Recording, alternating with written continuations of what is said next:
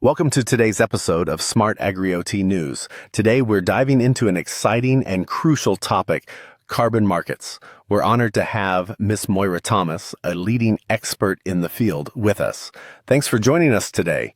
It's great to be here. I'm excited to talk about the intersection of carbon markets and agriculture.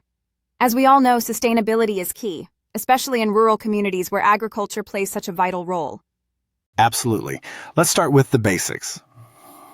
The concept of carbon as a tradable commodity is still new to many. Can you explain how carbon credits work and how they're impacting industries? Sure. The idea behind carbon credits is simple. Every time carbon emissions are reduced or removed, that reduction is measured and turned into a credit. These credits can then be bought and sold on the market. Essentially, it's a way for businesses and individuals to offset their carbon emissions by supporting projects that reduce greenhouse gases. So it's all about balancing emissions. But for smallholder farmers, it's not always that straightforward, right? Exactly. For many smallholder farmers, participating in carbon farming can be a huge challenge.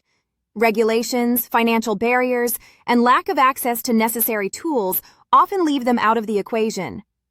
A lot of smallholders are focused on basic farming tools, like seeds or machinery, and carbon farming ends up being less of a priority. And that's where initiatives like Smart Agri-OT come in, right? Empowering rural communities by improving soil health and promoting sustainable farming practices. That's right. Programs that enhance soil health not only help improve yields, but can also contribute to carbon sequestration. By improving soil quality, smallholder farmers can play an active role in the carbon market while boosting their own productivity. That's such an important point. But what can be done to make carbon farming more accessible for smaller, resource-limited farmers? It's all about making the market more inclusive. Governments and organizations need to provide the right support, whether it's through better funding, more accessible technologies, or even simplifying the regulatory process. If we can create pathways for these farmers to get involved, we'll see a more balanced and effective approach to tackling climate change. And it's not just about the environment, it's about community growth too, right? When smallholders benefit, the entire rural community thrives. Exactly. When communities embrace sustainable farming practices and get involved in the carbon market, they see long-term benefits, economic growth, better health, and resilience to climate shocks. It's all interconnected. Absolutely. It seems like the future of carbon markets holds a lot of potential for rural areas if the right steps are taken. So before we wrap up, what's your message for smallholder farmers listening today? My message is simple.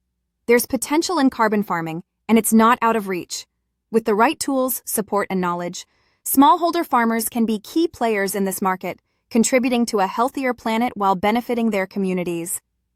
Don't wait for perfect conditions. Start where you are and look for opportunities to get involved.